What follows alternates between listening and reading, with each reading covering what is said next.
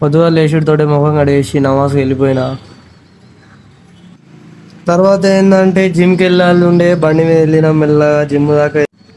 Gym లోపలికి వెళ్ళిపోయే ముందు ఆలోచిస్తాను ఏం కొట్టాలి, ఏ వర్కౌట్ కొట్టాలి అని తెలిసిపోయింది. Chest and tricep today start 60 kgs తోటి వేసి ఇచ్చి వాడేసిన. నేనైతే ఆగకుండా నాన్ స్టాప్ ఇచ్చేసిన, ఏడ కాంప్రమైజ్ కాకుండా ఇచ్చేసిన. నేను ఒక్కడే చేసుడు కాకుండా ఈయనతోటి కూడా ఇప్పించేసిన చిన్నగా.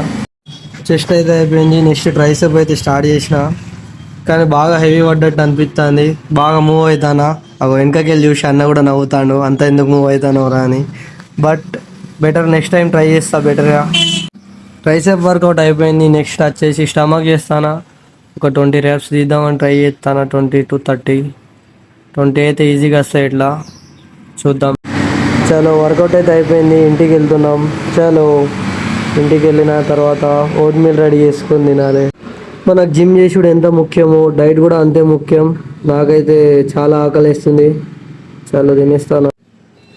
చలో మనం అయితే ప్రజెంట్ ఇప్పుడు డిమార్ట్ పోతున్నాం. డిమార్ట్ పోయి డేట్స్ తీసుకునేది ఉండే, తీసుకుని వద్దామని పోతాను. మనం ఇంత దూరం వచ్చి ఫెయిల్ అవుతుంది అని అనుకోలే.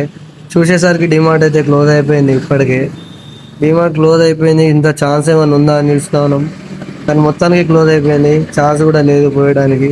తిప్పుకొని ఇంటికి వెళ్ళిపోతాను. ఇక అంత దూరం పోయి ఫెయిల్ అయింది అనుకున్నాం, కానీ ఇక్కడైతే మామ ఉన్నాడు.